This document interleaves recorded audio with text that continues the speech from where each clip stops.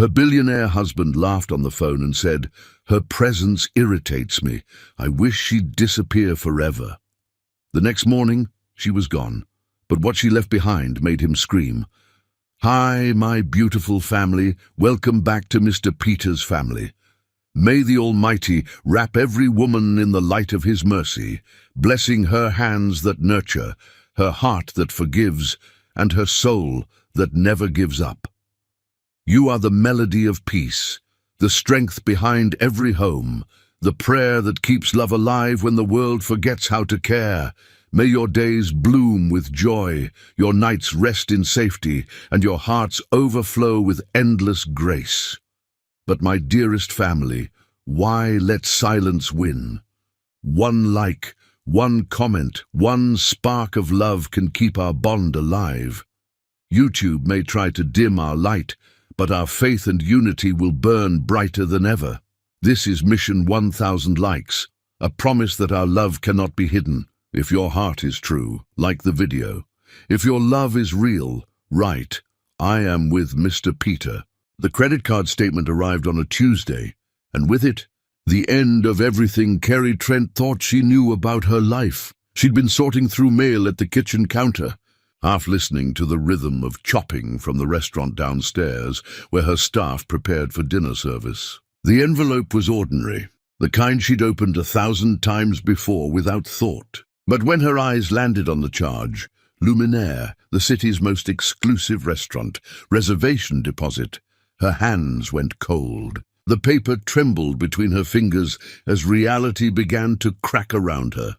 Billionaire. The place Ricky James always said was overpriced and pretentious. The place he'd laughed about when she suggested celebrating their anniversary there, claiming he'd rather eat good food than pay for atmosphere. She could still hear his dismissive tone, the way he'd waved away her suggestion like it was childish. Yet here it was, a reservation for two, confirmed and paid, the date printed in stark black ink.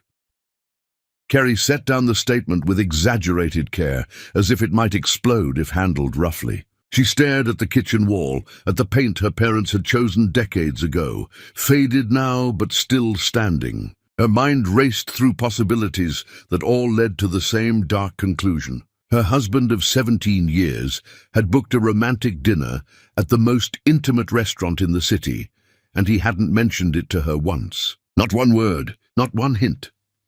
She picked up her phone with shaking hands and scrolled through their recent messages. Nothing. No hint of a surprise, no playful secrecy, no anniversary she'd forgotten. Just the usual mundane exchanges about restaurant orders and whether they needed milk. Messages that were functional, transactional, devoid of anything resembling affection.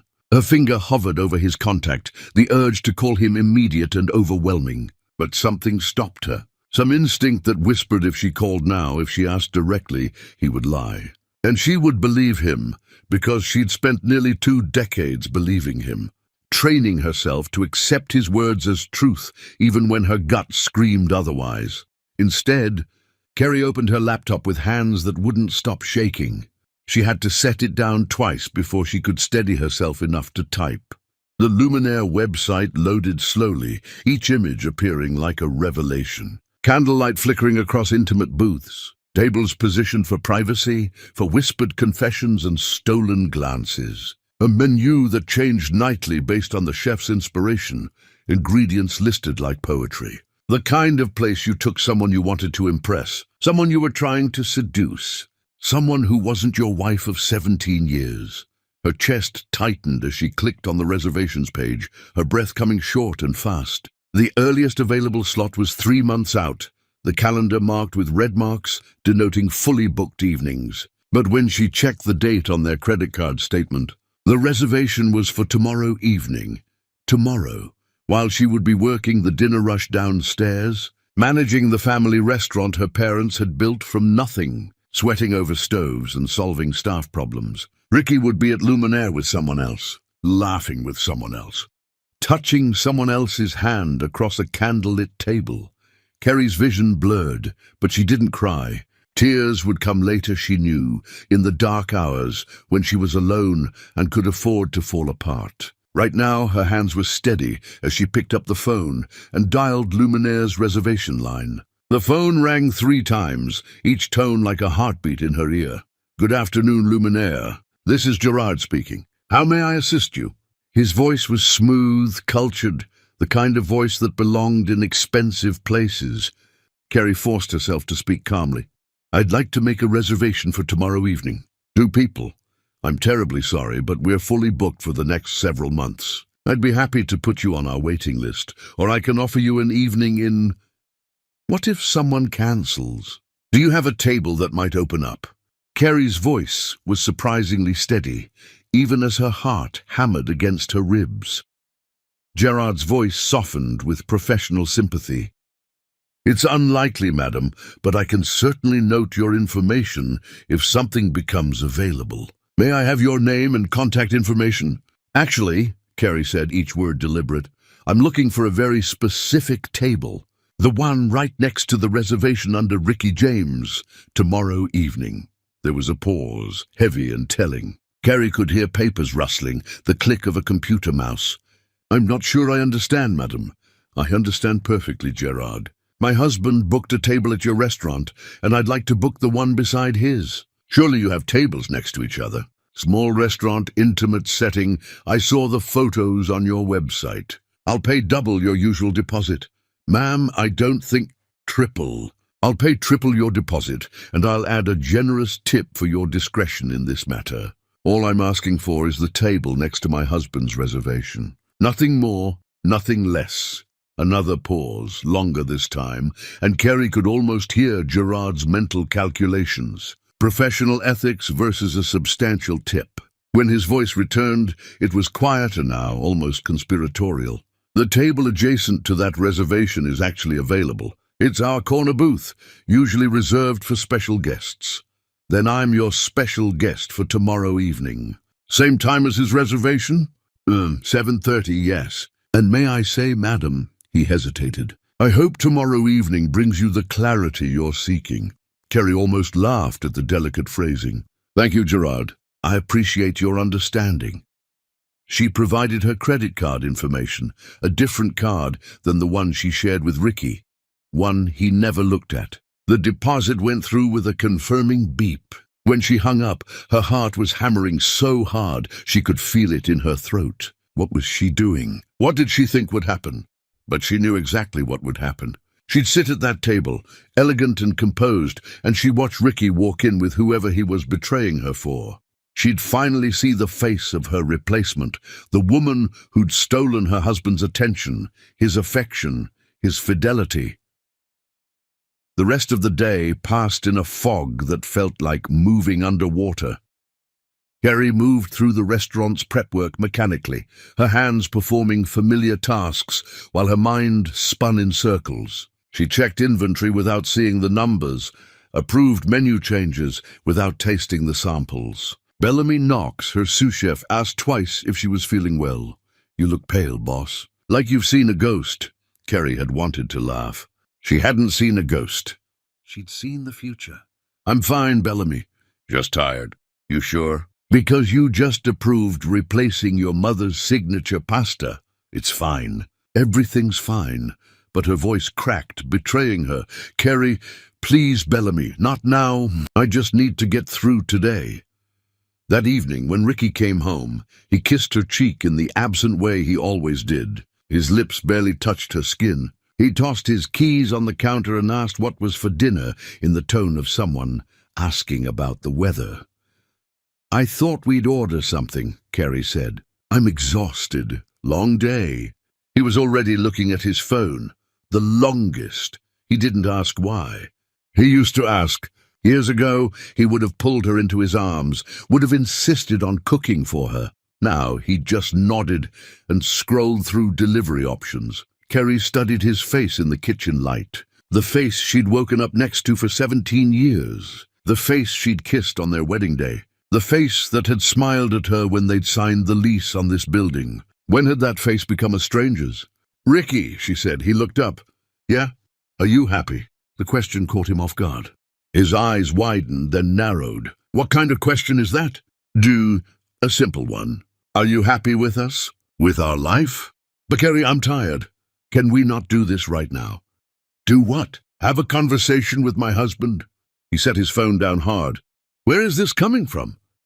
From me wondering if the man I married still exists, or if I've been living with an imposter. His jaw tightened. That's not fair, isn't it? When's the last time you really looked at me? When's the last time we talked about something that mattered? We talk every day. About restaurant orders and utility bills. That's not talking, Ricky. That's existing in the same space. For a moment, she thought he might say something real. She could see the war behind his eyes. But then his phone buzzed, and his eyes flicked down. Just for a second. Just long enough for Kerry to see his expression change. I'm ordering Thai, he said flatly. You want your usual? Kerry felt something inside her go cold and hard. Sure, my usual. They ate in silence, the television filling the space where conversation used to live. Kerry pushed pad thai around her plate and planned tomorrow evening. What would she wear? How would she keep her face neutral? Would she confront them in the restaurant? That night, lying in bed next to Ricky's sleeping form, Kerry stared at the ceiling and felt her marriage crumbling.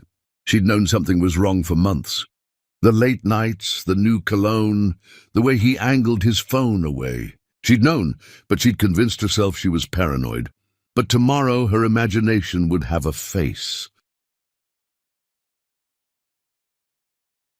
Tomorrow she would sit at the adjacent table and discover exactly who had stolen her husband. She would dress in her finest clothes and wear her brightest smile. And she would make them both suffer through the most excruciating dinner of their lives. Kerry rolled onto her side, away from Ricky, and closed her eyes. Tomorrow, everything would change. Chapter 2. The Confrontation. Kerry stood in front of her closet the next evening, fingers trembling as she touched fabric of dresses she hadn't worn in years. Each one held a memory. The navy silk from their 10th anniversary, the emerald green from a party where Ricky had actually danced with her. Behind her, she could hear Ricky in the bathroom, humming tunelessly as he shaved, completely unaware that his carefully constructed lie was about to collapse. You're really not going to tell me where we're going? He'd asked that morning, and Kerry had heard the panic underneath his casual tone. It's a surprise, she'd said, watching his face carefully. Don't you trust me? The irony of those words had tasted like poison on her tongue. Now she pulled out a deep burgundy dress, elegant and understated, the kind that made her feel powerful and invincible. She needed power tonight, needed armor against what was coming. Her hands shook as she zipped it up, the sound of the zipper teeth clicking together loud in the quiet bedroom. She pressed her palms flat against her thighs, forcing herself to breathe. In for 4 counts, hold for 4, out for 4.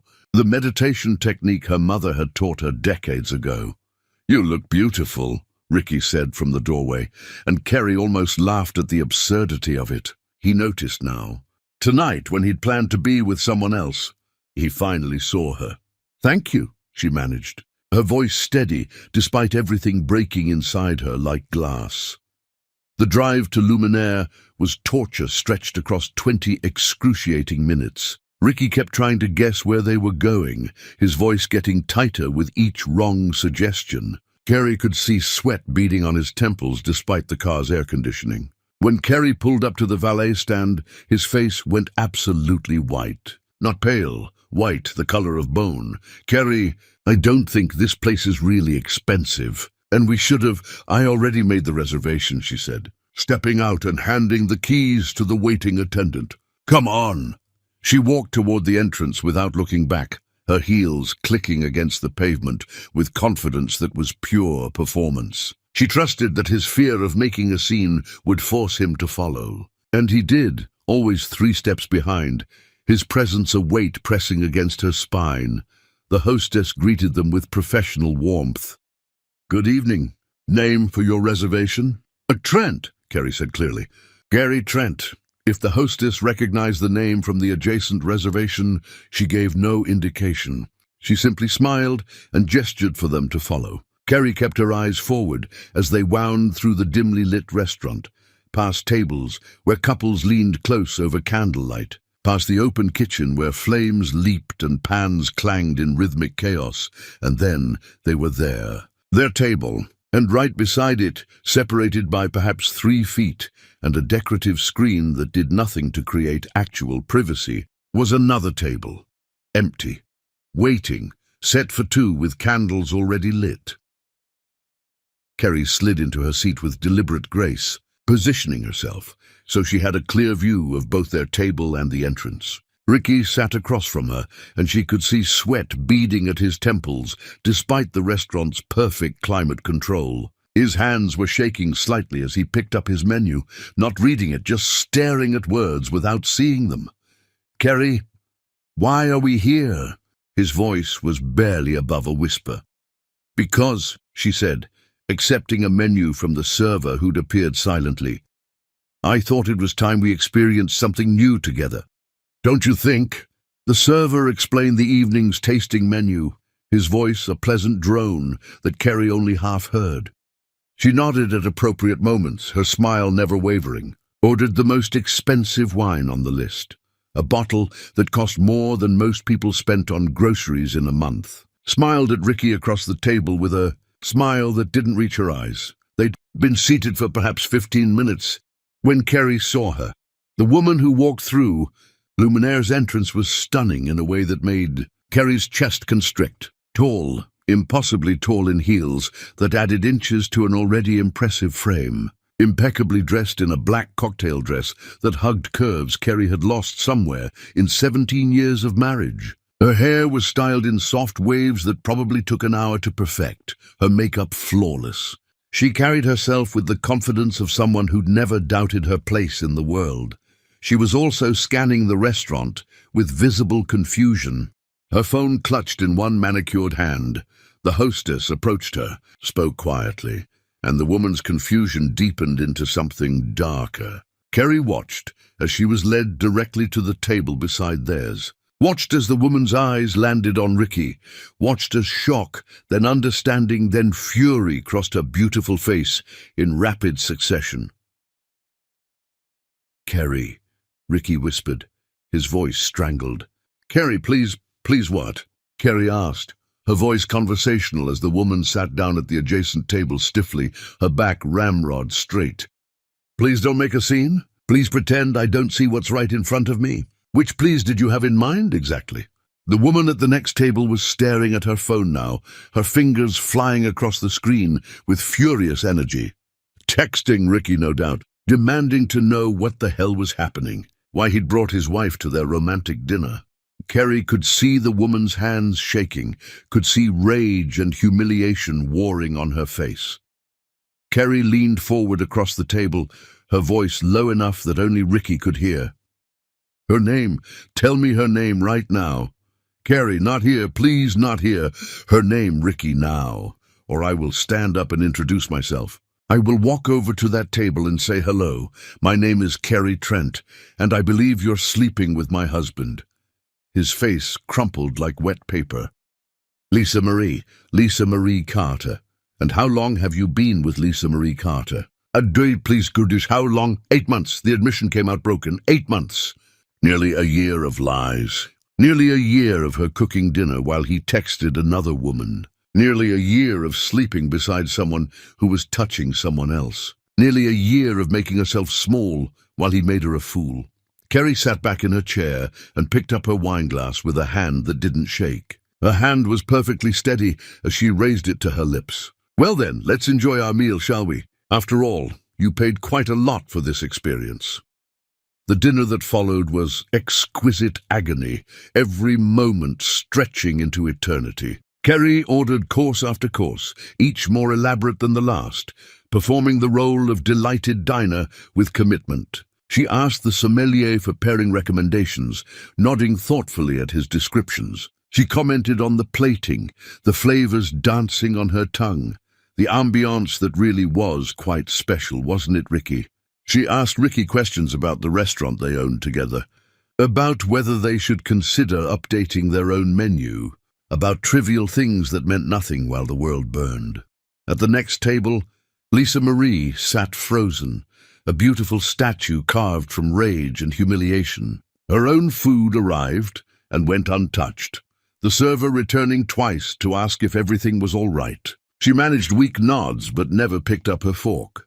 Kerry could feel the other woman's eyes on her, could sense the rage radiating from that adjacent table like heat.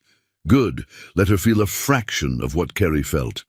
Ricky barely touched his food, each course arriving and being removed mostly intact. He sat rigid in his chair, occasionally glancing at his phone when it buzzed insistently, his face a mask of misery. "You should answer her," Kerry said pleasantly, nodding toward his phone. "She seems distressed." "Kerry, please, can we just go home and talk about this?" "Why? We're having such a lovely time. Isn't this exactly the romantic evening you planned?" A couple at a nearby table glanced over, sensing tension. Kerry smiled at them warmly until they looked away uncomfortably.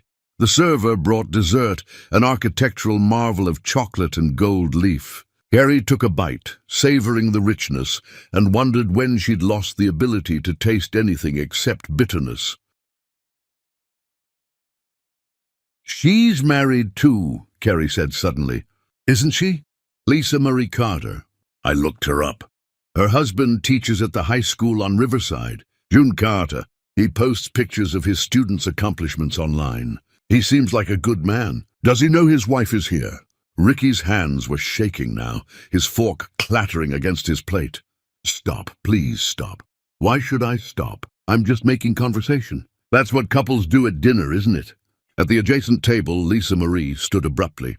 Her chair scraped against the floor with a sound like a scream. She grabbed her purse with shaking hands, threw money on the table, and walked out without looking back. Kerry watched her go, watched the perfect posture crack as she fled, and felt nothing except cold satisfaction. "Are you happy now?" Ricky hissed. "Are you satisfied?" Kerry set down her fork very carefully. "Not even remotely." But the evening isn't over yet. She signaled for the check, paid with the card she'd used to book the reservation, and stood. Ricky scrambled to follow as she walked out with her head held high, past the other diners who were now openly watching, past the hostess who looked sympathetic, past the valet who handed over their car keys with studied neutrality. In the car, Ricky finally broke. "It's over with her. I swear to you, Kerry, it's over. It was a mistake, the worst mistake of my life. Please, we can fix this. We can go to counseling. We can drive," Kerry said. "What?" I said drive. "I'm not having this conversation in a parking lot." Ricky drove with shaking hands, and Kerry stared out the window at the city lights blurring past. She thought confronting them would bring clarity. Instead, she just felt hollow. At home, Ricky followed her inside, still talking, still pleading. Kerry walked past him to the kitchen and poured herself water. Her hands were finally shaking now. "Tell me everything," she said. "And I mean everything. How you met, where you went, what you told her about me. Every single detail," so he told her. And with every word, Kerry felt the marriage she'd believed in dissolve like salt in water, until there was nothing left except betrayal and the knowledge that the man she'd loved no longer existed. Chapter 3. Unlikely Allies. Kerry didn't sleep that night. She lay in their daughter's old bedroom, the room she'd fled to after Ricky's confession finally ended somewhere around 3 in the morning. The walls were still covered with posters from high school, frozen in time like a museum display, a reminder of when life was simpler and love meant something uncomplicated. Ricky had stood in the hallway outside the door for over an hour, pleading through the wood until his voice went hoarse and cracked. "Kerry, please let me in. We can work through this," as if words could rebuild what actions had destroyed. Kerry had said nothing, just stared at the ceiling and listened to her marriage collapse in real time. When dawn finally came, grey light seeping through curtains her daughter had chosen a decade ago, she heard him leave for the restaurant, heard his footsteps pause outside her door one more time, a long silence where she imagined him pressing his hand against the wood. then continuing down the stairs with heavy steps. The front door closed with a soft click that somehow sounded final. Kerry picked up her phone with hands that felt disconnected from her body and opened a new message to a number she'd found the night before. June Carter's contact information hadn't been hard to find. He had a modest presence online, mostly professional pages related to his teaching. His profile picture showed a man with kind eyes and a genuine smile, holding up a book like he was recommending it to the world. Kerry's fingers hovered over the keyboard. What did you say to a stranger whose life you were about to destroy?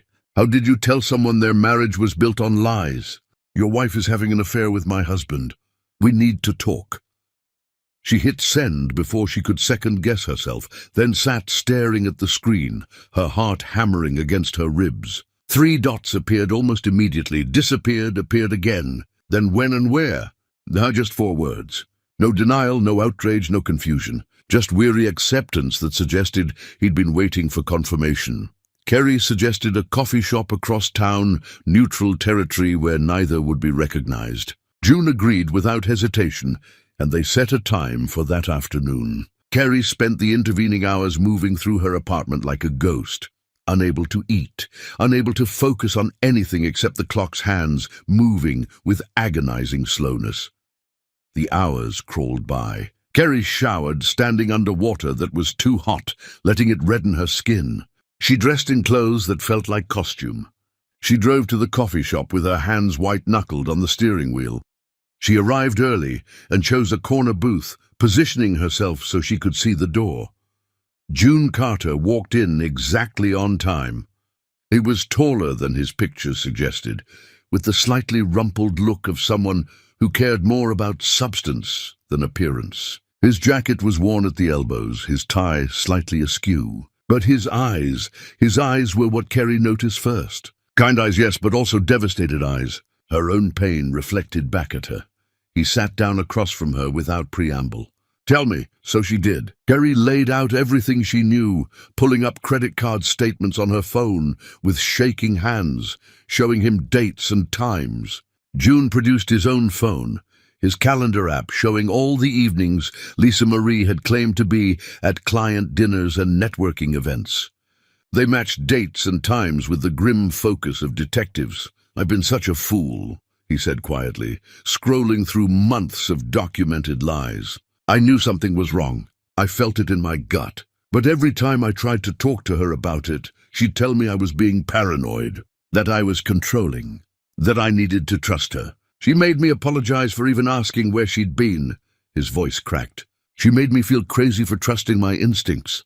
That's what they do, Kerry said, her voice flat.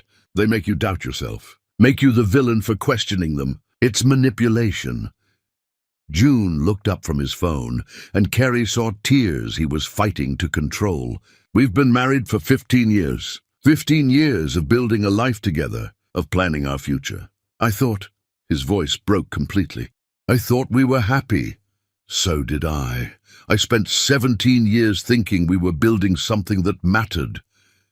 They sat in silence for a moment. 2 strangers connected by the worst thing that had ever happened to them, bound together by betrayal. The coffee shop hummed around them, ordinary people having ordinary days. Then June asked, "What are you going to do?" "I don't know yet." "You confront her. Demand the truth, though I guess I already have it." He rubbed his face with both hands, pressing hard. "God, how do you confront someone about something like this?" "Directly," Kerry said, remembering last night. "That's what I did. I sat next to them at the restaurant and watched them squirm." June's eyes widened. "You were there? At their dinner?" "Oh, I booked the adjacent table. Made Ricky take me." Lisa Marie showed up expecting a romantic evening and got dinner theater instead. A laugh burst out of June, sharp and pained. "That's brilliant." "Brutal, but brilliant." "It didn't make me feel better," Kerry admitted. "I thought it would. I thought confronting them publicly would give me some sense of power back. But I just felt empty. I think that's what betrayal does. It hollows you out." Kerry studied him across the table, this man whose life paralleled hers in the worst possible way. "Can I ask you something? Did you see any signs?" June was quiet for a long moment. She started caring more about her appearance. Not for me, I realize now. For him. She'd spend hours getting ready for these work events, and when she'd come home, she'd be different, distant, like she'd left the best parts of herself somewhere else. He met Kerry's eyes. "What about you?" "Oh?" Ricky stopped touching me. Not sexually, although that too, but all the small touches that make up a marriage. He'd come home and go straight to his phone. Instead of kissing me hello, he'd sit on the opposite end of the couch. He started sleeping facing away from me. Kerry's voice wavered. The absence of touch tells you everything you need to know about a marriage.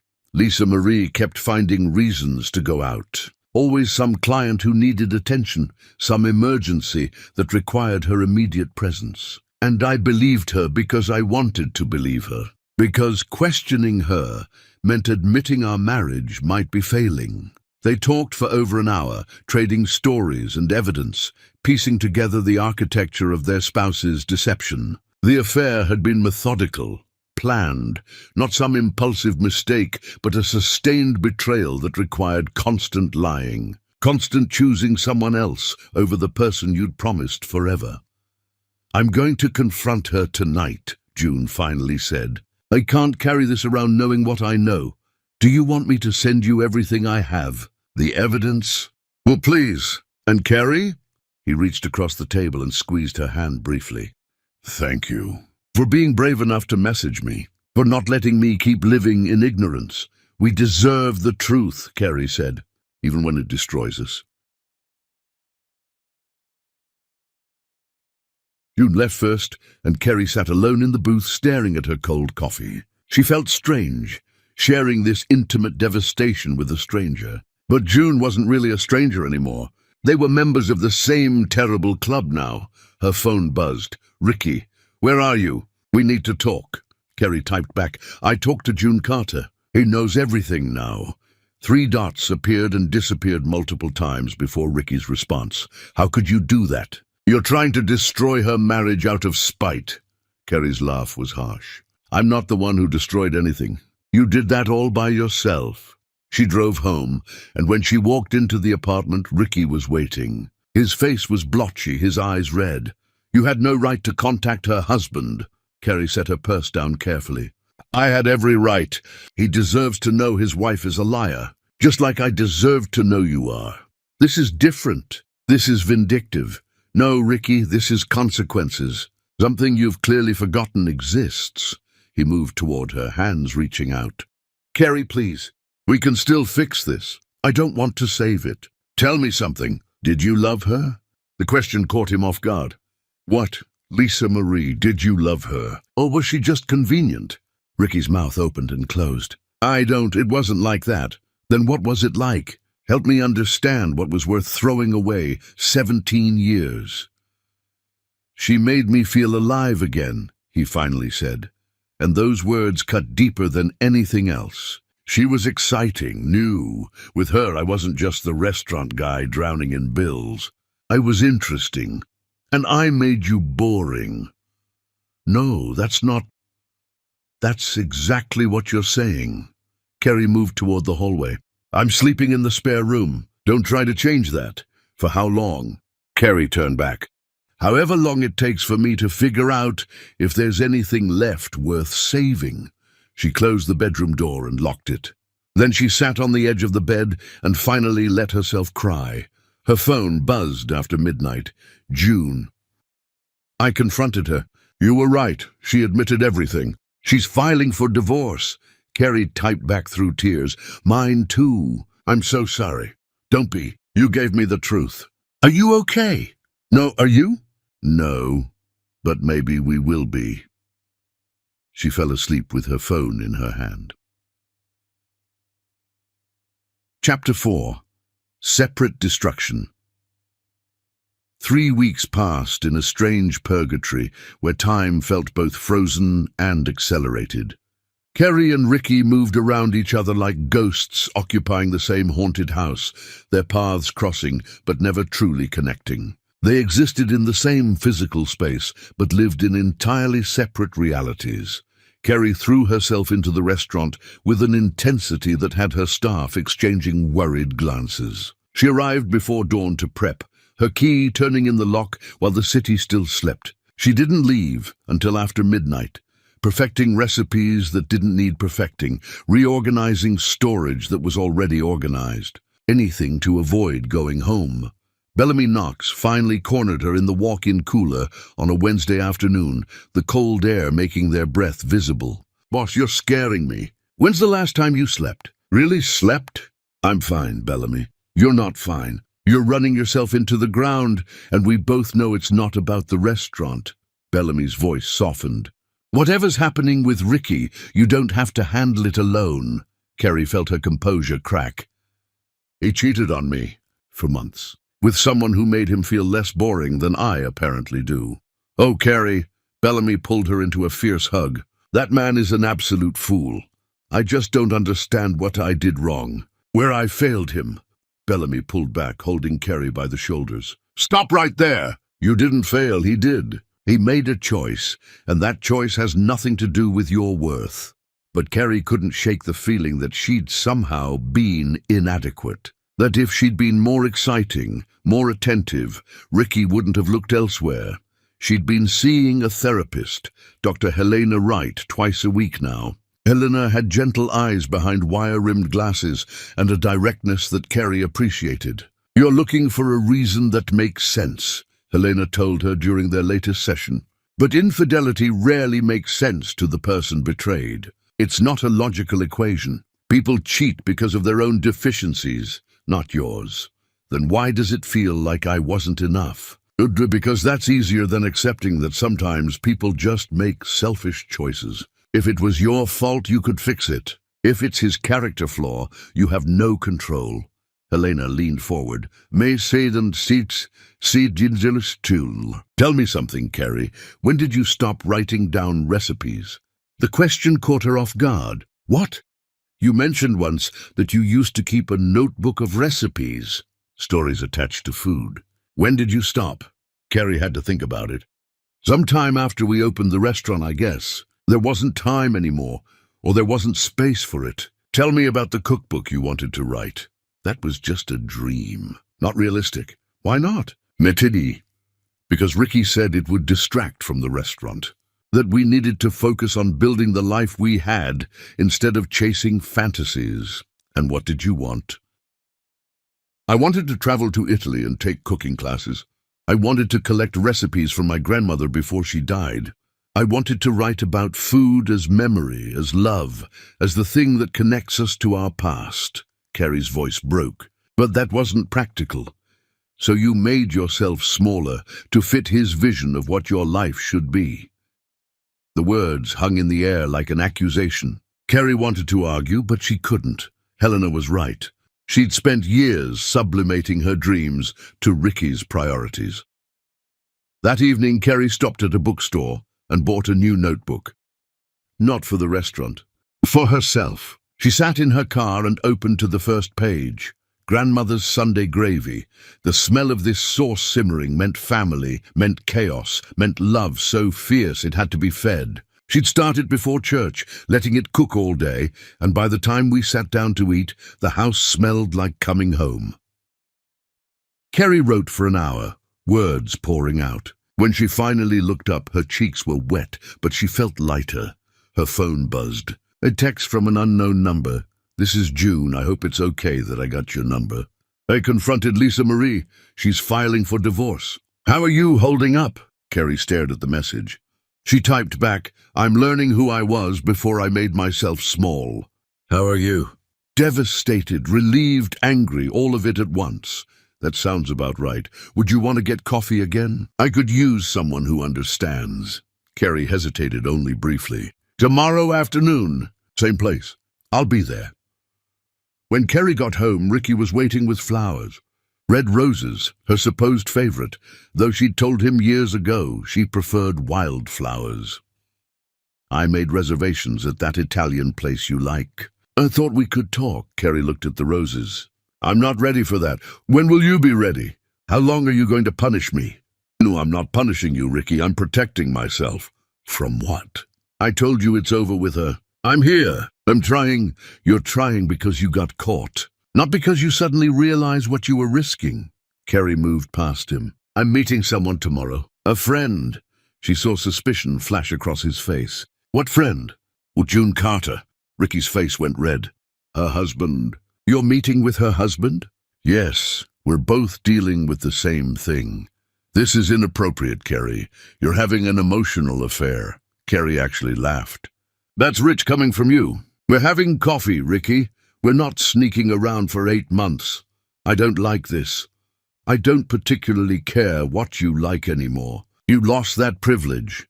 Kerry closed the bedroom door, leaving Ricky with his rejected roses. She texted June.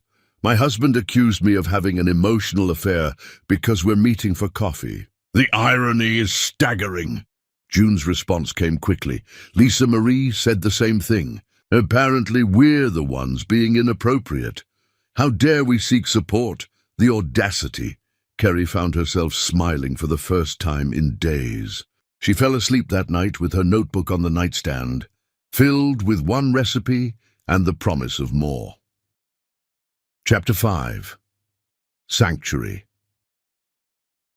The coffee shop became their sanctuary over the following weeks, a neutral space that belonged to neither of their old lives. Kerry and June met there 3 times that first week, then almost daily, their schedules aligning like they'd been designed to intersect.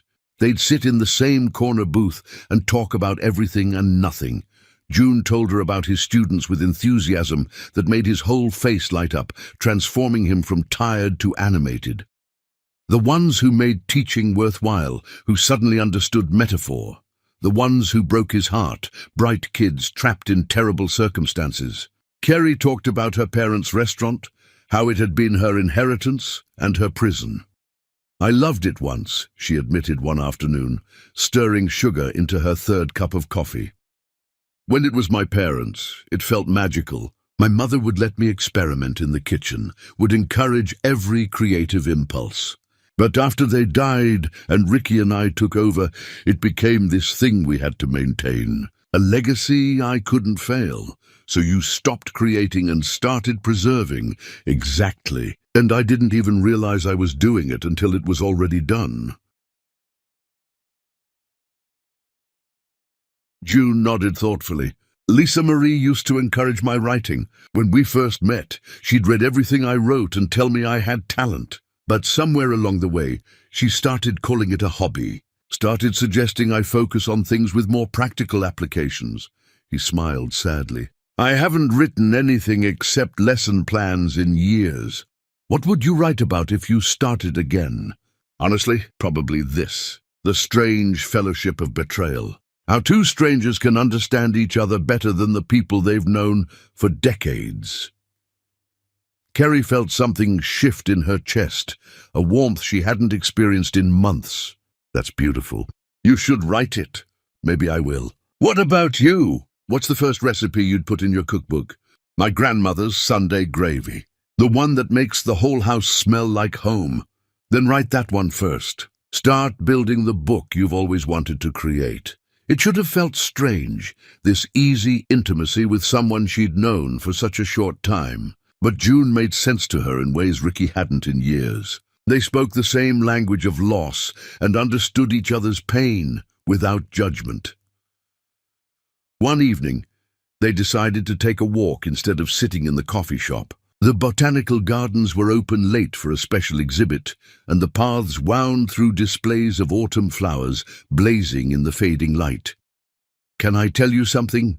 June asked as they walked. Lisa Marie served me with divorce papers yesterday. Kerry stopped walking. How do you feel? Like I should be more upset than I am. Like there's something wrong with me, because mostly I just feel relieved. That's not wrong. That's honest. June turned to face her, and in the golden hour light, Kerry noticed details she'd been too devastated to see before. The silver threading through his dark hair, the lines around his eyes that suggested he smiled often. The way he looked at her like she was someone worth seeing. Kerry, I need to tell you something, and I hope it doesn't make things weird between us. Her heart started beating faster.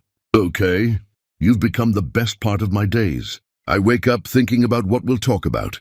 I go to sleep replaying our conversations. And I know the timing is terrible.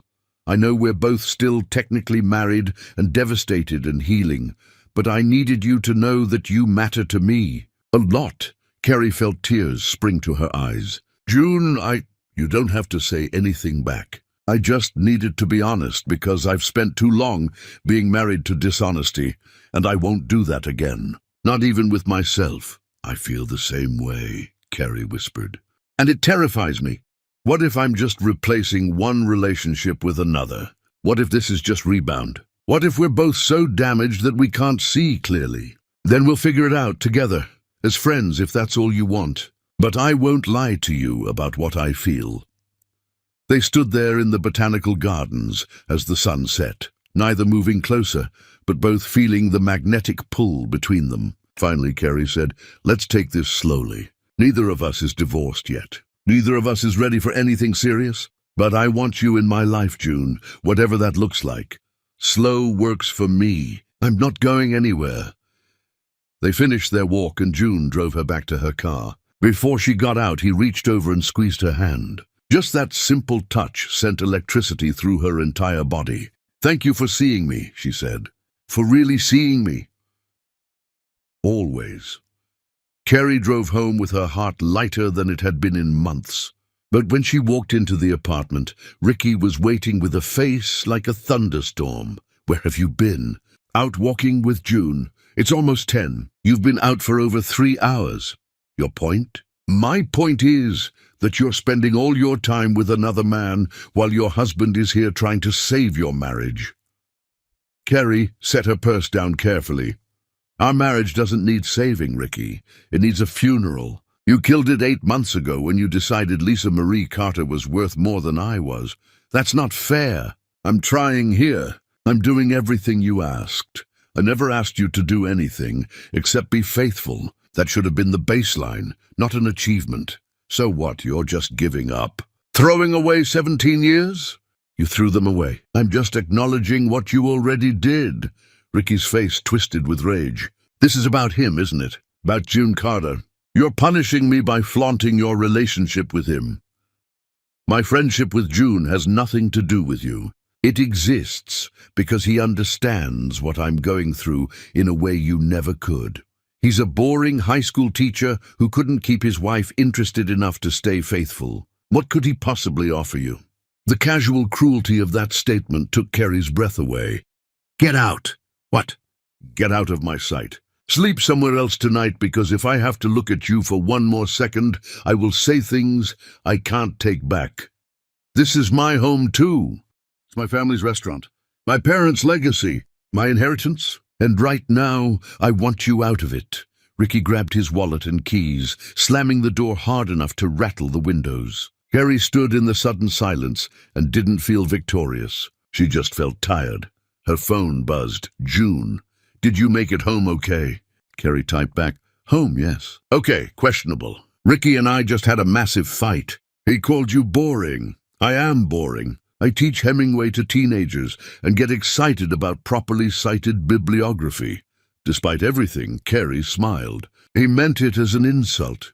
I'd rather be boring and faithful than exciting and a liar." "How are you, really?" Carrie sat down on the couch. "I'm filing for divorce tomorrow. I can't do this anymore." "Good. You deserve better than someone who makes you feel small." "So do you. Then we'll both get better." Starting now. Carrie fell asleep on the couch that night, her phone still in her hand, and dreamed of botanical gardens and gentle hands and a life that might exist on the other side of this devastation. Chapter 6. Legal Warfare. Carrie's divorce lawyer, Octavia Russo, was a shark in expensive heels and a perfectly tailored suit. She listened to Carrie's story with a face that gave nothing away, taking notes in precise handwriting. Then she leaned back in her leather chair and smiled, and that smile was all teeth. "We're going to destroy him. Legally speaking, of course. I don't want to destroy him. I just want out. I want my life back." "Oh, honey, wanting out and getting out fairly are two different things. especially when the family restaurant is involved, especially when inheritance and legacy are at stake. Octavia pulled up a legal pad, her pen poised like a weapon. Tell me about the restaurant's ownership structure. Every detail matters here. Kerry explained how her parents had left the restaurant entirely to her in their will, a gift meant to honor her passion. But she'd added Ricky to the paperwork after they married, swept up in romantic notions. It had seemed right at the time. Now it just felt devastatingly stupid.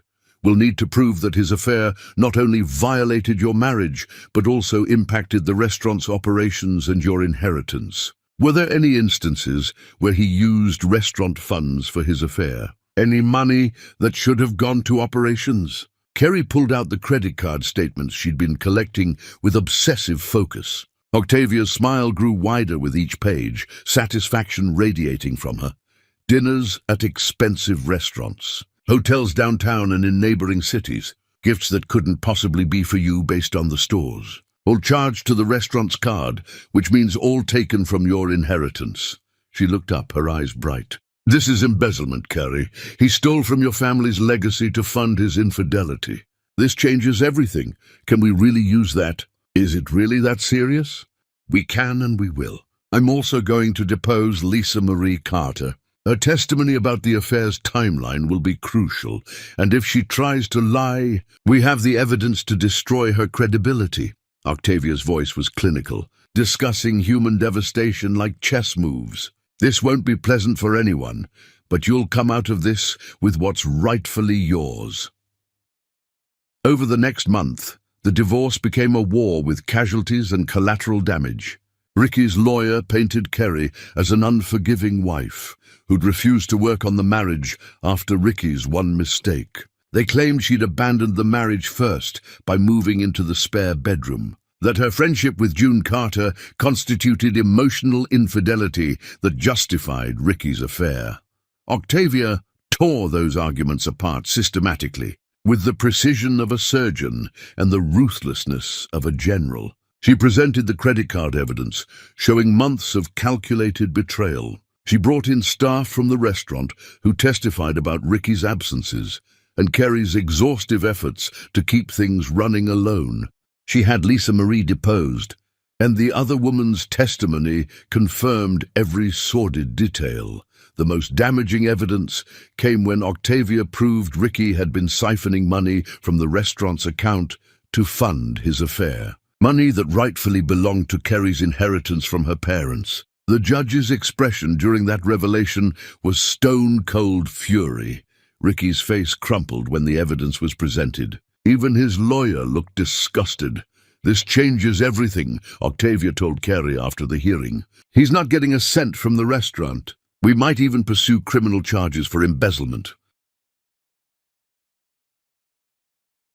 But Kerry felt no triumph, just exhaustion and sadness for the man she'd married, who'd become someone she didn't recognize. June's divorce was moving faster. Lisa Marie wanted it done quickly to move on with her life. She was already dating someone new from her firm, flaunting the relationship on social media before the papers were even signed. Does it bother you? Kerry asked him one evening at his house, a modest craftsman he'd spent years renovating himself. Honestly, I'm grateful. Her obvious happiness elsewhere makes my case stronger. My lawyer is arguing that she abandoned the marriage, not me.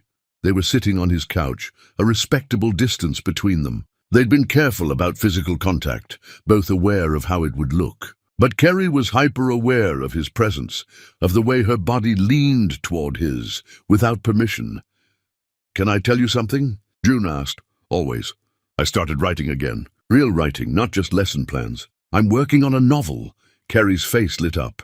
June, that's wonderful. What's it about? A man whose life falls apart and discovers that sometimes destruction is just making space for something better.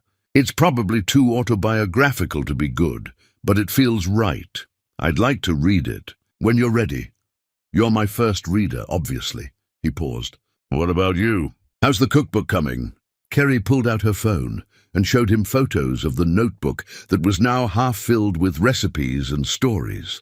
I'm actually thinking about submitting it to publishers. Not major ones, but small presses that focus on culinary memoirs.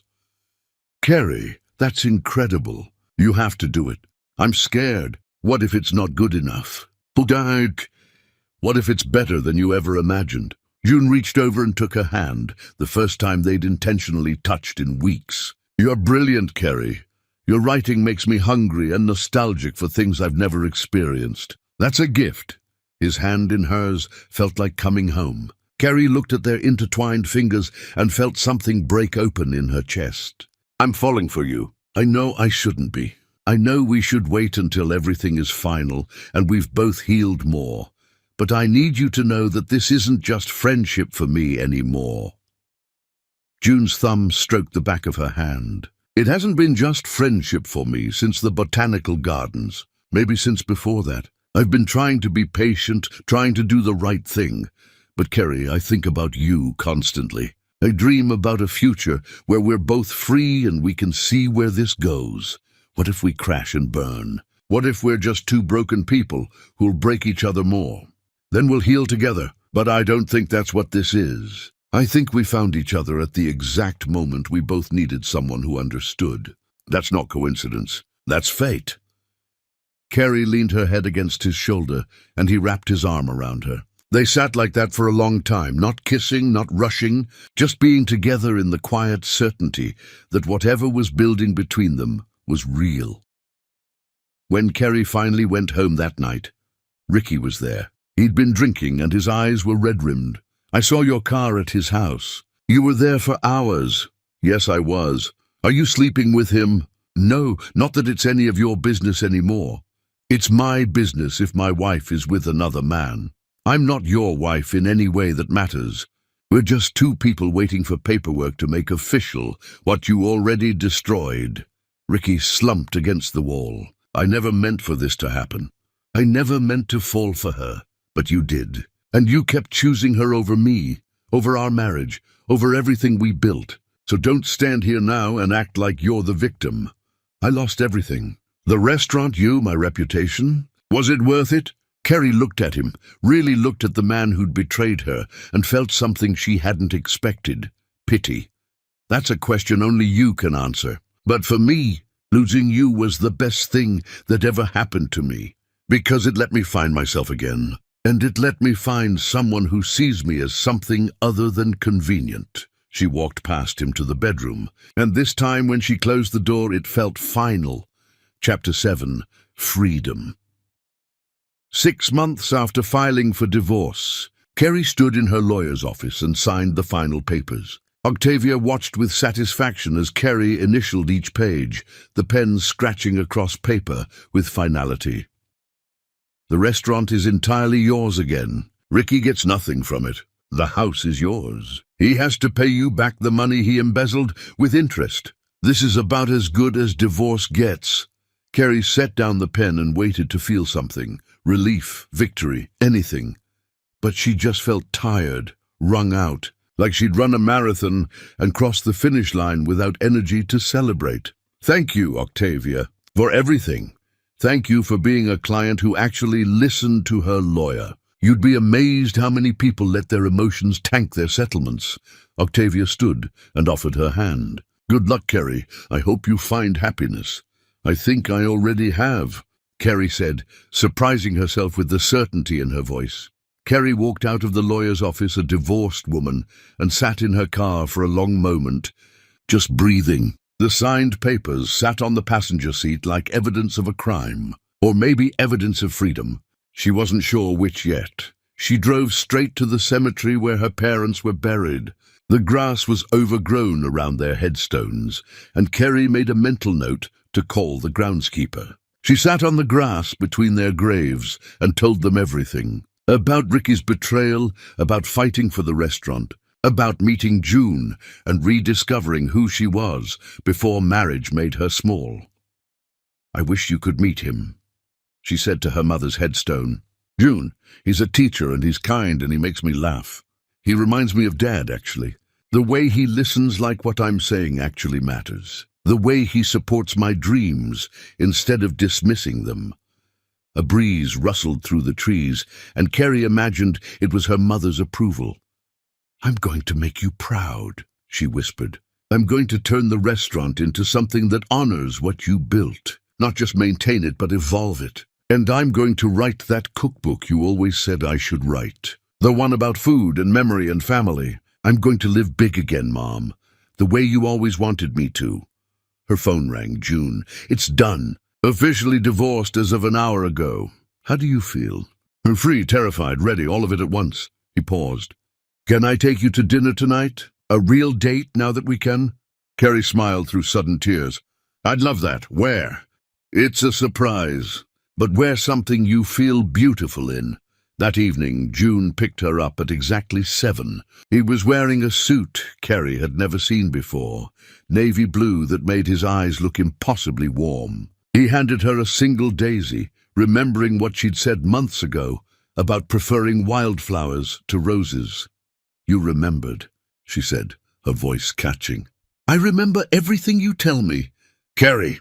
He drove them to a small Italian restaurant across town. Not fancy, just authentic, the kind of place her parents would have loved. The owner greeted them warmly, and Carrie realized June had called ahead, had explained it was a special occasion. They sat across from each other at a corner table, and Carrie realized this was the first real date she'd been on in nearly 2 decades. The first time she'd sat across from someone who chose her without obligation or history weighing everything down. "I'm nervous," she admitted. "Isn't that ridiculous? We've spent hours together, but this feels different, because it is different. Before, we were 2 people supporting each other through trauma. Now we get to discover who we are without the weight of our marriages crushing us. We get to just be." The server brought wine, and June raised his glass. His hand was steady, but Carrie could see emotion swimming in his eyes. To new beginnings, to second chances, to finding each other at exactly the right moment.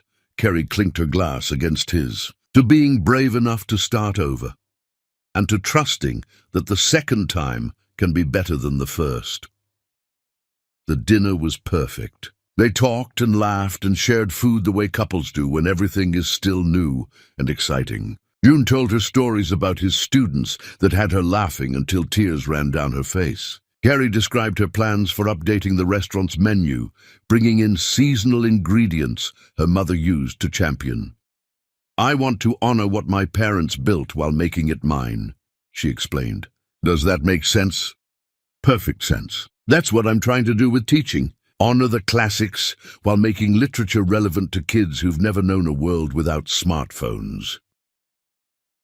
When June reached across the table and took her hand, Carrie felt her heart race like she was 16 again. His thumb traced circles on her palm, and such a simple touch shouldn't have affected her so deeply, but it did. "Can I tell you something I've been wanting to say for months?" June asked. "Please. I love you. I'm completely in love with you. And I know it's fast. I know we should probably wait and be more cautious, but I don't want to waste any more time not telling you the truth about how I feel." Carrie felt tears spill down her cheeks. "I love you too. I think I have for a while now. I was just too scared to admit it. Scared that feeling this much for someone again meant I could be hurt this badly again. I can't promise I'll never hurt you, but I can promise I'll never lie to you, never cheat on you, never make you feel small or boring or like you're not enough. Can I kiss you?" Finally, June's smile was radiant. "I thought you'd never ask." June stood and came around to her side of the table. He cupped her face in his hands and kissed her softly, tenderly, like she was something precious he'd been waiting his whole life to hold. Carrie kissed him back and tasted possibility, tasted a future she'd thought was lost forever. When they finally broke apart, the entire restaurant was watching them. An older couple at the next table started clapping, and soon the whole room erupted in applause. Carrie buried her face in June's shoulder, laughing and crying at the same time. "I think we just became that couple," June whispered. "The ones making a scene. I don't care. Let them watch. Let them see what real love looks like after everything else burns down." They left the restaurant hand in hand and walked through the city streets, talking about everything and nothing. They talked about their hopes and dreams, about June's novel that was now halfway done, and Kerry's cookbook proposal that she'd finally submitted to a small press. They talked about taking things slow, even though they'd already fallen completely. June stopped under a streetlight and turned to face her fully. "Move in with me." "June, I know it's fast, but I'm tired of ending every evening by taking you home. I want to wake up next to you. I want to make breakfast together and argue about whose turn it is to do dishes. I want all the mundane, beautiful things that make up a life." Kerry stopped walking. "Are you sure? What if we rush this and ruin it?" "We won't. We've both already survived the worst. We know what we don't want, which means we can build exactly what we do want. And I want to build a life with you, Kerry. Not someday, now." Kerry thought about her apartment above the restaurant, the place where her marriage had died. Thought about June's house with its renovated kitchen and cozy reading nooks and garden he tended with the same care he brought to everything. Thought about waking up to gentle hands and honest conversation. "Yes, I'll move in with you." June lifted her off the ground and spun her around right there on the sidewalk, both of them laughing like fools. A passing couple smiled at them, and Kerry realized they must look ridiculous and didn't care at all. But that night, when Kerry got home to pack some things, she found Ricky waiting in the restaurant's dining room. He'd let himself in with a key he was supposed to have returned. "I heard you're seeing him openly now." "The teacher. His name is June, and yes, we're together, officially." "How long were you waiting? How long were you planning this before our divorce was even final?" Kerry felt anger rise hot in her chest. Don't you dare accuse me of anything when you're the one who destroyed our marriage. June and I didn't even hold hands until after I filed for divorce. We did everything right. It doesn't feel right. It feels like you replaced me." "I didn't replace you, Ricky. I found someone who actually values me." "There's a difference." Kerry moved toward the door. "You need to leave. This is my restaurant and you're trespassing. This used to be ours.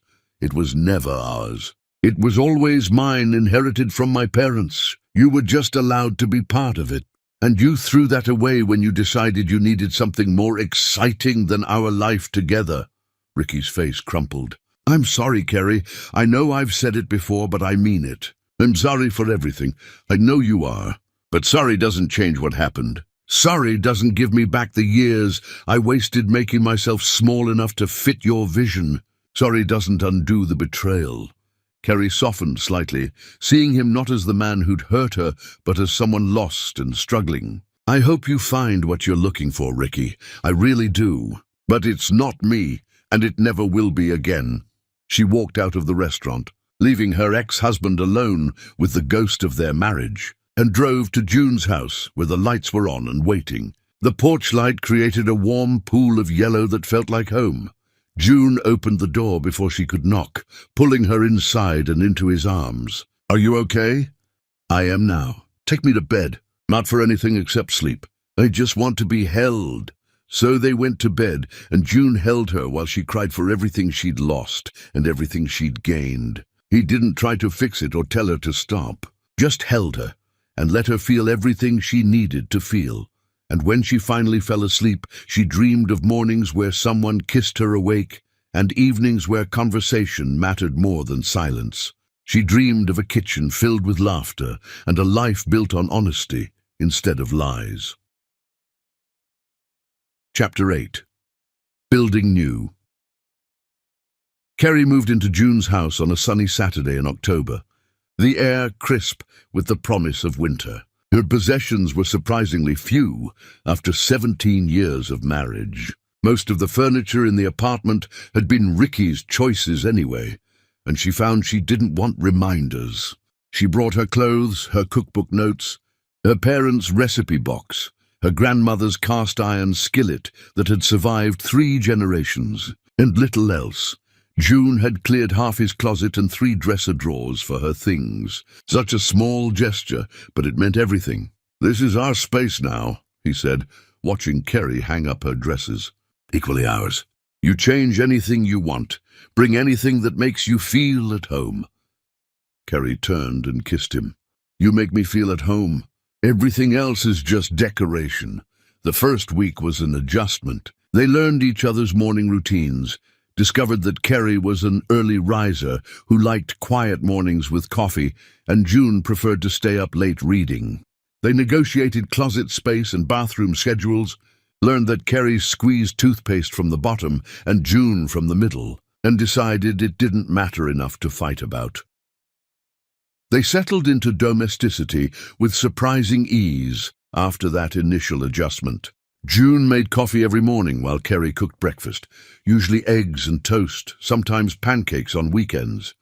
They'd eat together on the back porch, talking about their days ahead. June would head to school, and Carrie would go to the restaurant.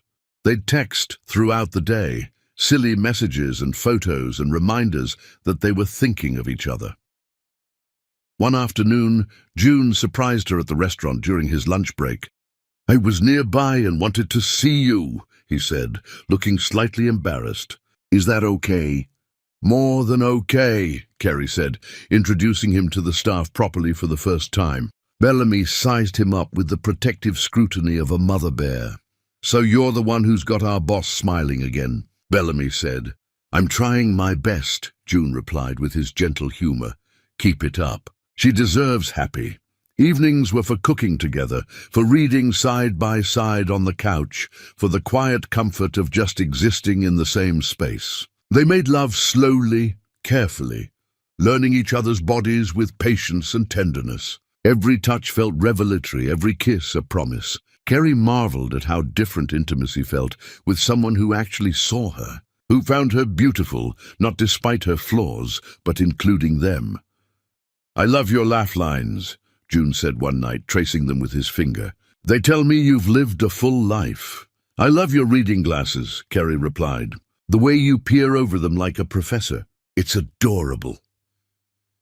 Carrie's cookbook proposal was accepted by a small culinary press in November. The editor, a kind woman named Patricia, who'd spent 30 years in food publishing, called with the news on a Wednesday afternoon. We love your voice. The way you weave story and recipe together is exactly what we're looking for. It's not just a cookbook, it's a memoir that happens to include recipes. That's the sweet spot right now. Carrie had laughed and cried at the same time. Can you really? You really want to publish it? Absolutely. Can you have a full manuscript ready in 6 months? I know it's aggressive, but I want to get this into our spring catalogue. Yes, absolutely yes. She'd run into the restaurant kitchen where Bellamy was prepping for dinner service. They want my cookbook. Someone actually wants to publish it.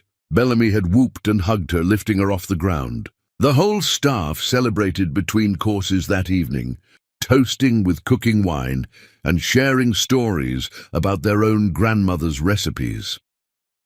When Carrie got home, June had champagne waiting and dinner already made, her favorite pasta carbonara.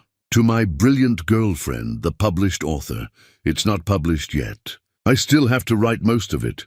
You'll write it and it'll be amazing, and I'll buy 100 copies to give to everyone I know. My students are going to be so jealous that I'm dating a real author. You're writing a novel.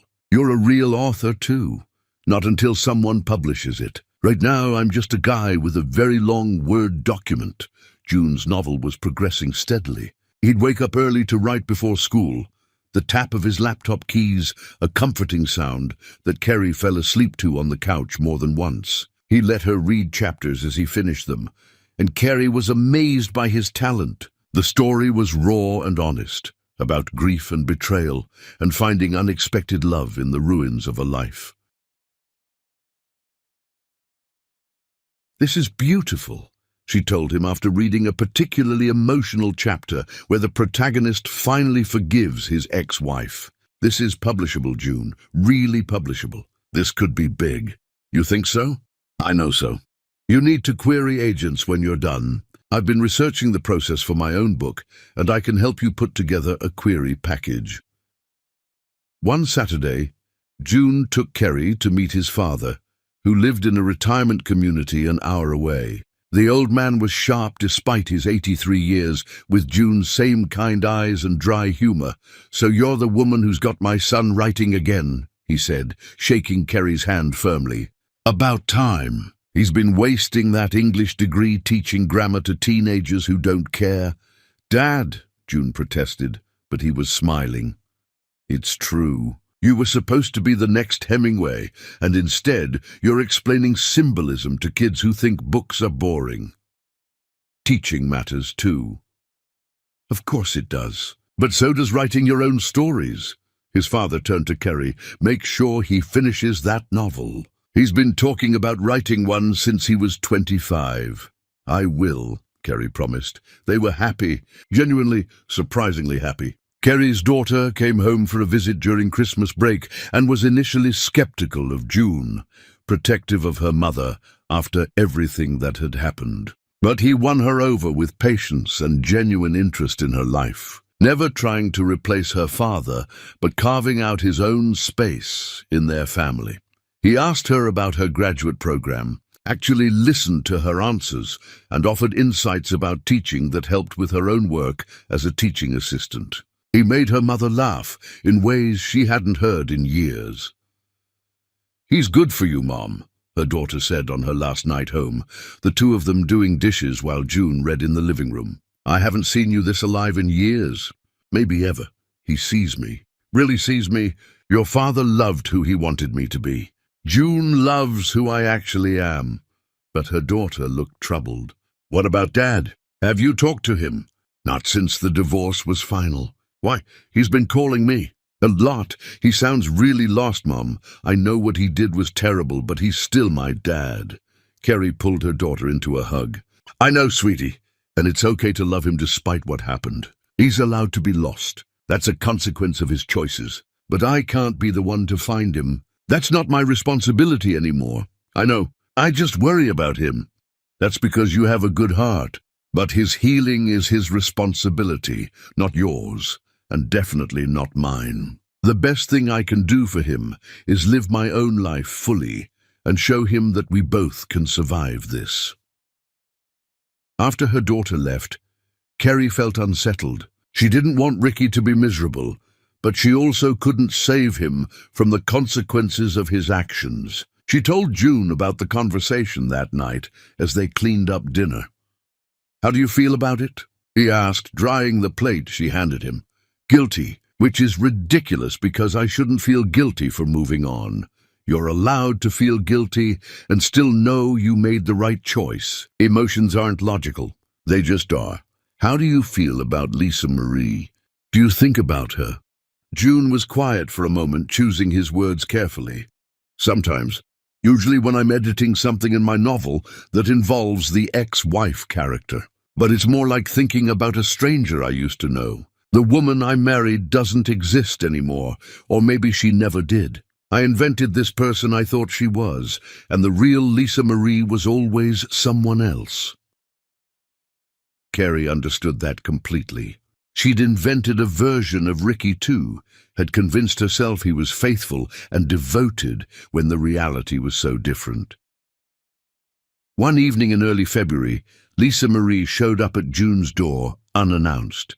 Kerry answered, and the two women stared at each other for a long moment. Lisa Marie looked terrible, thinner, haggard, her confident glow entirely gone. Dark circles shadowed her eyes. "Is June here?" she asked. "He's at school. Parent-teacher conferences." "Oh, right." Lisa Marie looked past Kerry into the house, seeing the changes Kerry had made. New curtains, different artwork on the walls. "This place looks good." "We finally finished the kitchen remodel. Can I help you with something?" "I wanted to apologize. To both of you. I know it's too late, and I know you have no reason to forgive me, but I needed to say it. I destroyed 2 marriages because I was selfish and stupid and scared of being ordinary." Kerry felt no satisfaction in Lisa Marie's misery, just weary sympathy for someone who'd made terrible choices and was living with the consequences. "Thank you for saying that. I hope you find whatever you're looking for. I'm in therapy now, 3 times a week, trying to figure out why I keep sabotaging my own life. My therapist says I have attachment issues stemming from childhood abandonment. Sounds like a cliché, doesn't it? It sounds like you're doing the work. That's good. Are you happy? With June? Kerry didn't hesitate. Yes, very happy. Good, he deserves that. He's a good man. Better than I ever appreciated. Lisa Marie turned to leave, then paused. For what it's worth, I'm glad you found each other. At least something good came from all the pain we caused. Kerry watched her walk away and felt something shift inside her. She'd been carrying so much anger toward Lisa Marie, but now she just felt sad for her. When June came home, she told him about the visit. He listened quietly, then said, "Do you think she meant it? The apology?" "I think so. I think she's finally dealing with her issues instead of running from them. Does it change anything for you? Make you feel differently about what happened?" Kerry thought about it. "Not about what happened. That's still a betrayal that can't be undone. But it makes me feel differently about her. Less like she's a villain and more like she's just someone who made terrible choices for complicated reasons." "That's very generous of you." "It's not generosity. It's just exhaustion. I'm tired of being angry. I want to focus on what we're building instead of what was destroyed."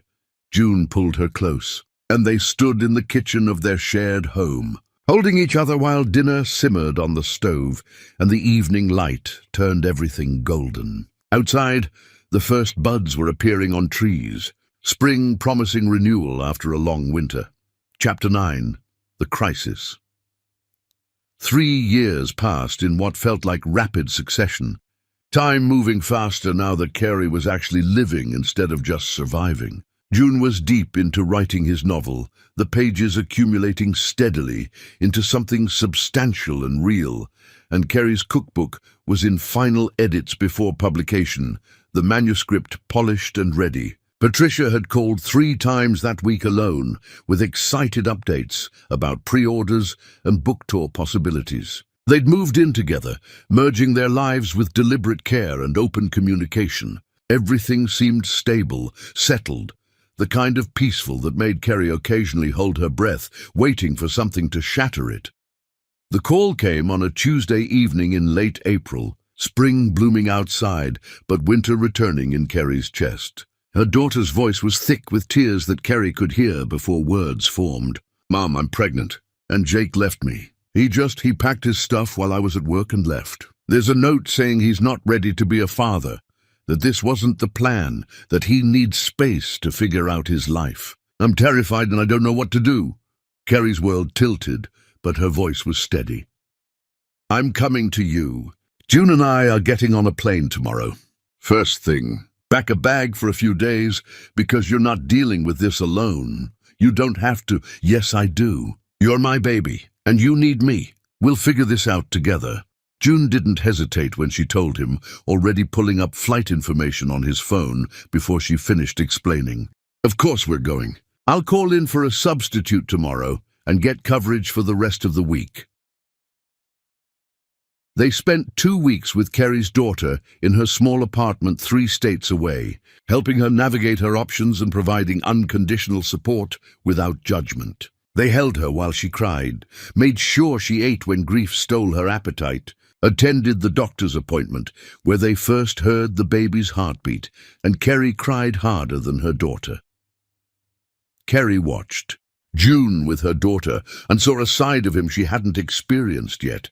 Patient and kind, offering wisdom without imposing it, making her daughter laugh when everything felt impossible and insurmountable. He helped her research parenting books, set up her first prenatal vitamin subscription, and listened when she needed to rage about Jake's cowardice.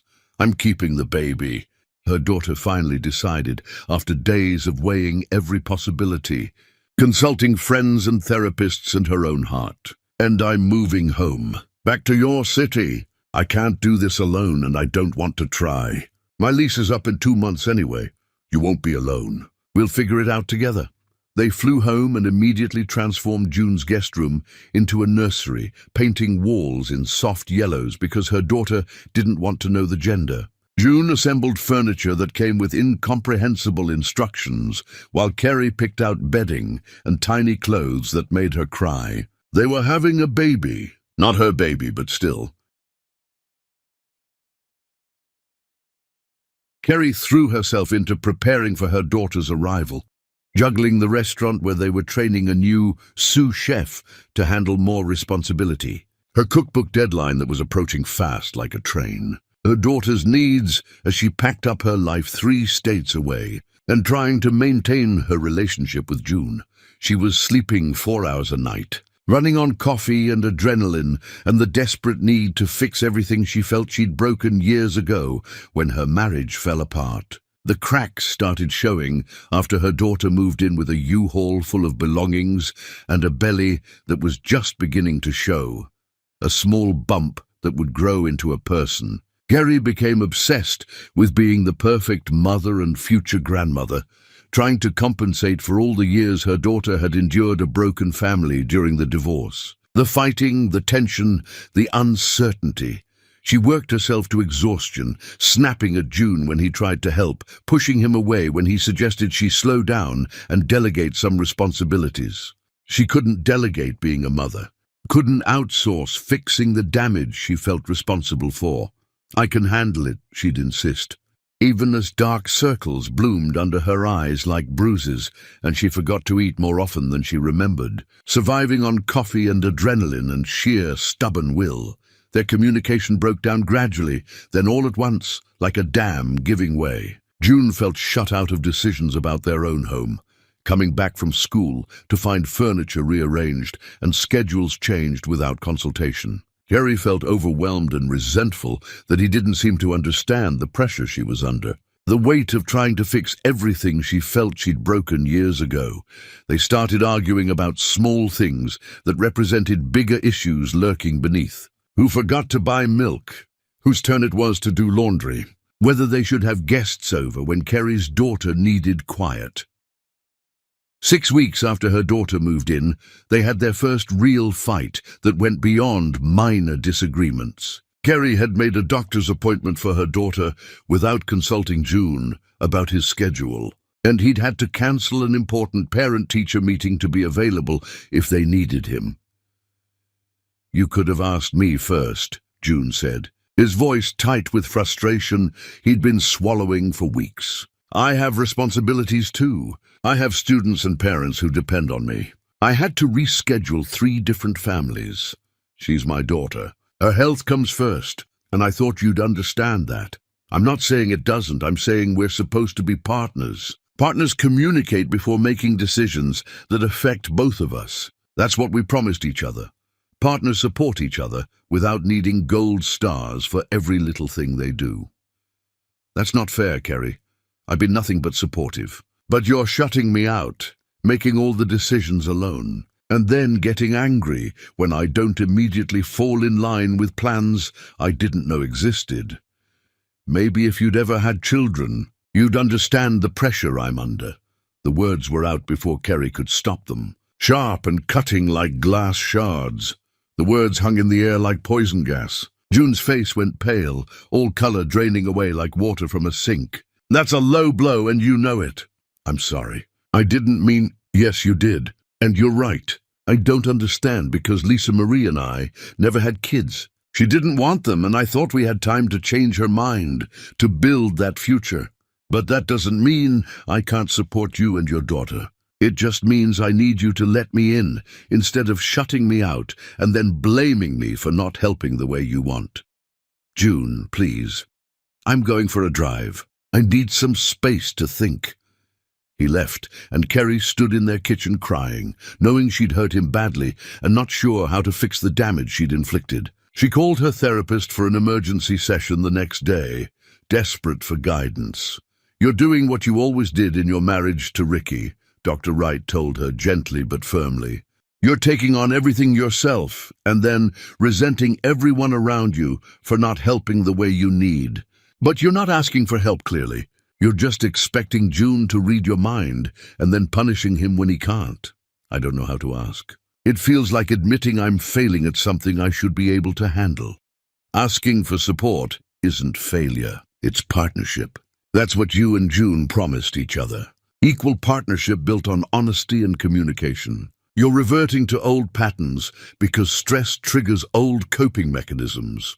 Kerry went home determined to apologize and communicate better, to rebuild what she'd damaged with careless words and thoughtless actions. But before she could, June's phone rang with news that stopped them both cold, another crisis piling onto the first like cars in a highway accident. Lisa Marie had filed a lawsuit against him, claiming he'd destroyed her reputation by telling mutual friends about the affair, turned their entire social circle against her, and was seeking $50,000 in damages that would bankrupt him.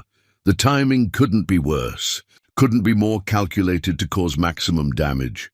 June was already stressed about work, where budget cuts were threatening his position and forcing teachers to reapply for their own jobs, submitting portfolios like they were new hires. The uncertainty was killing morale. Now he had to deal with a frivolous lawsuit that would require legal fees he couldn't afford on a teacher's salary. "This is retaliation," June said, staring at the legal documents with disbelief and growing horror. "She's angry that we're happy and she's not, so she's trying to destroy what we've built. She wants me to suffer the way she's suffering."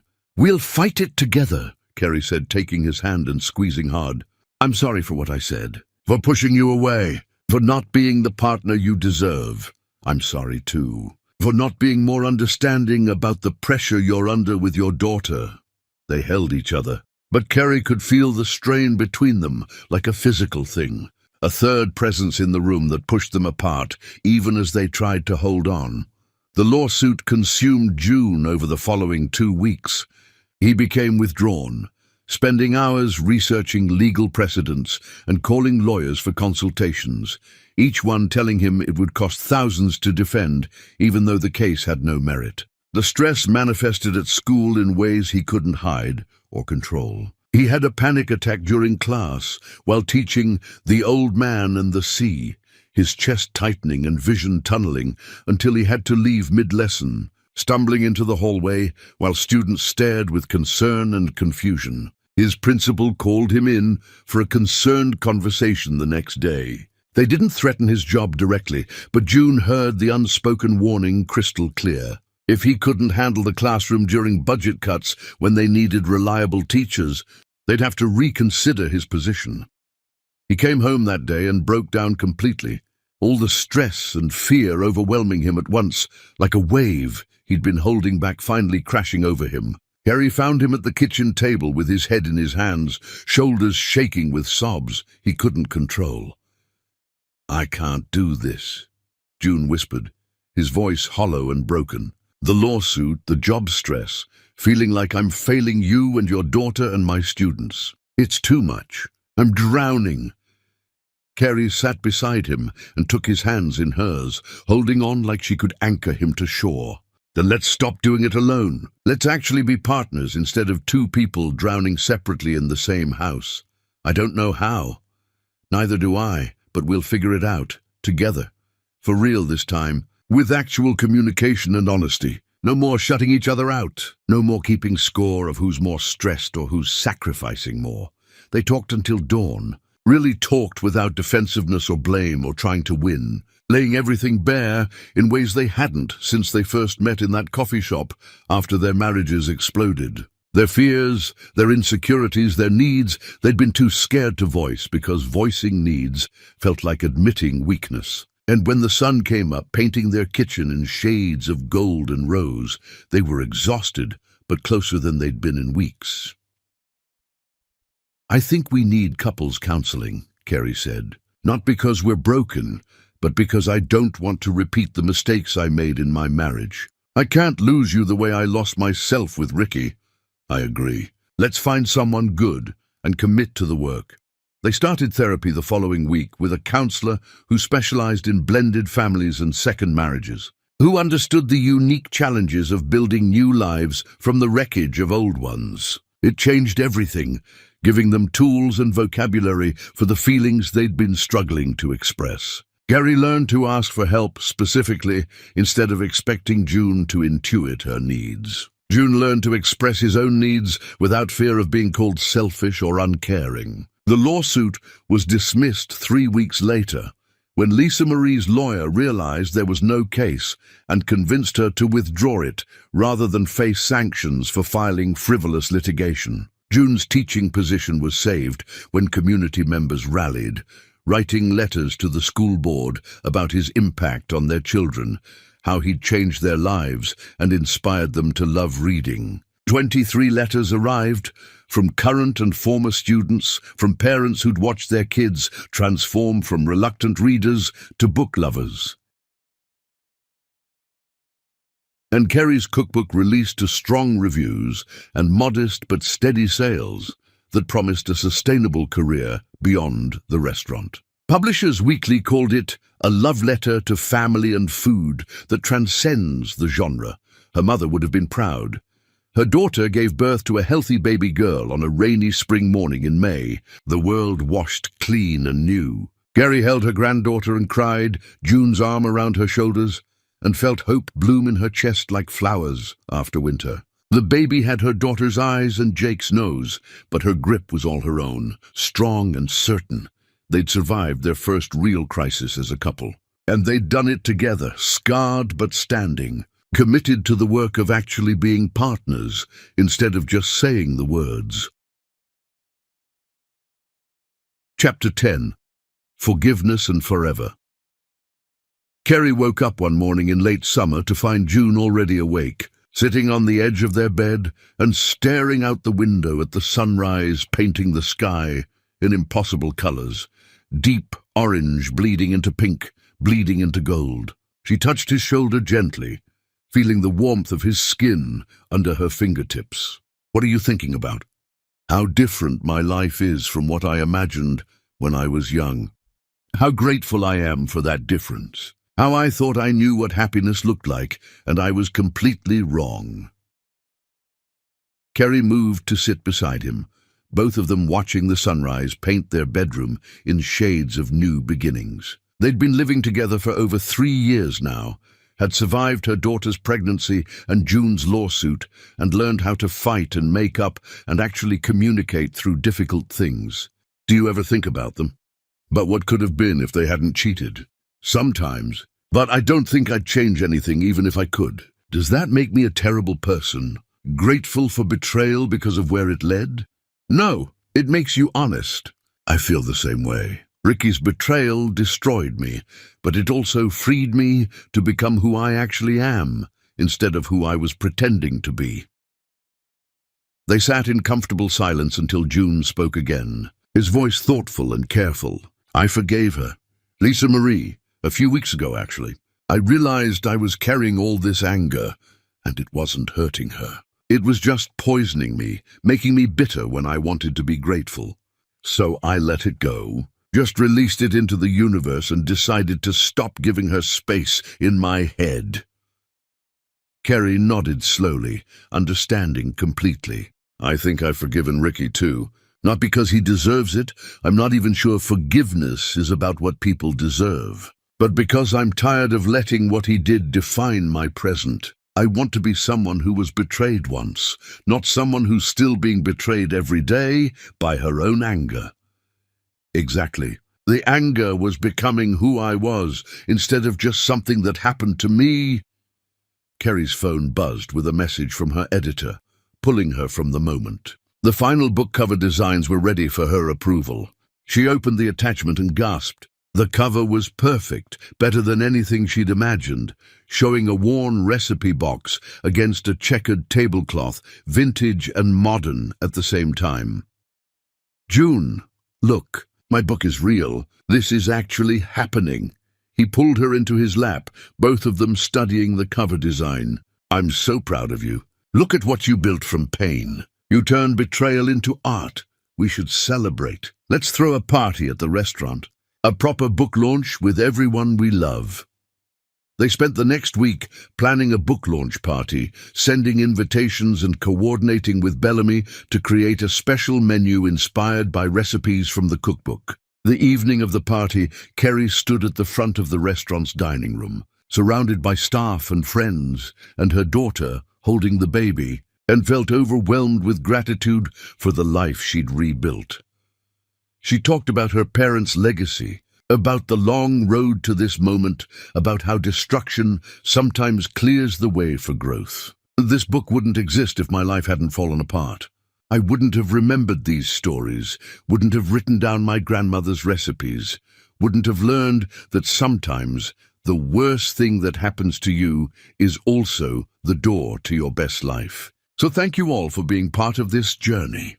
Later, as they cleaned up, June pulled her aside. His hand was shaking slightly, and Carrie realized he was nervous. "Carrie Trent, I have something to ask you." He knelt in the kitchen, where they'd spent so many evenings cooking together, where they'd laughed and argued and built a life. He pulled out a simple silver ring with a small diamond that caught the light. "I want to spend whatever time we have building new memories. Will you marry me?" Carrie's eyes filled with tears. "Yes, yes, absolutely yes." They kissed while Bellamy whistled from across the kitchen and the remaining staff applauded. Carrie's daughter was crying happy tears, holding the baby, who seemed to understand something important was happening. They married 3 months later in a small ceremony at the restaurant on a crisp October afternoon. Carrie's daughter officiated, her blessing bringing everyone to tears. She spoke about watching her mother rebuild after devastation, about learning that it's never too late to start over and find real love. Carrie wore a simple cream-colored dress and carried her mother's recipe cards tied with ribbon instead of a bouquet. June wore his navy suit and cried through his vows, voice breaking when he promised to always see her, always value her, always make space for her dreams alongside his own. He read a passage from his novel about second chances and love that heals, about finding home in unexpected places. She was the adjacent table, close enough to see everything, brave enough to act, and in watching him fail at love, she learned how to succeed at it herself. Ricky didn't attend. He'd remarried and moved to another state, starting over in his own way. But he'd sent a card wishing them well, acknowledging the pain he'd caused and expressing genuine hope for Carrie's happiness. It was something. Lisa Marie sent a gift, a set of vintage kitchen knives with a note for building something beautiful from the ruins. "I'm glad you both found what I couldn't give you." The ceremony was joyful, celebrating not just love, but survival. When June kissed his bride, Carrie tasted possibility and promise, and everything good that comes after everything terrible. That night, they drove home as husband and wife, their last names officially hyphenated now, Trent Carter, a symbol of two broken people who became whole together, who chose to honor both their histories while building something entirely new. They sat in the driveway before going inside, holding hands and just breathing in the enormity of the moment. "We made it," June whispered. "We did. Any regrets?" "About any of it?" Carrie thought seriously, looking back over the years from that first credit card statement to this moment. About Ricky's betrayal and the pain that followed. About discovering June and choosing to love again despite fear. About choosing herself over comfort and security. Not one. Every terrible moment led me exactly where I needed to be. I wouldn't change anything, not even the pain, especially not the pain. It taught me who I am. It taught me what I deserve. It taught me that I'm strong enough to survive anything. They walked into their house together, closing the door on the past and opening it to the future. Inside, Carrie's daughter was waiting with the baby, ready to babysit, while they left for a short honeymoon weekend.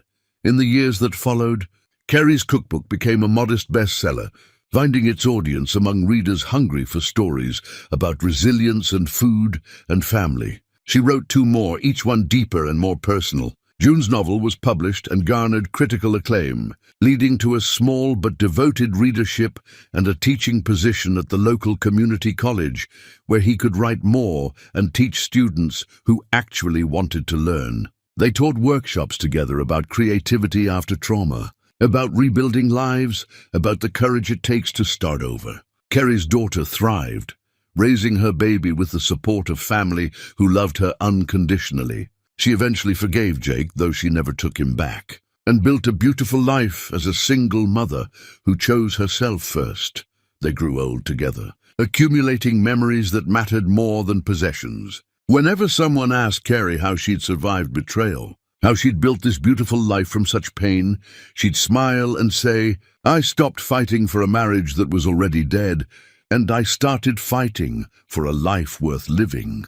Because the greatest revenge wasn't bitterness or anger or making her ex-husband suffer. It was building something so full of love and joy and meaning that the past became just a stepping stone instead of a prison. Gary learned that the table next to betrayal could become the table of salvation. And sometimes the person sitting adjacent to your pain is exactly who you need to find. She learned that destruction is sometimes just making space for construction, that endings are also beginnings, that the worst day of your life might also be the first day of your real life. If you're brave enough to walk through the fire and see what emerges on the other side.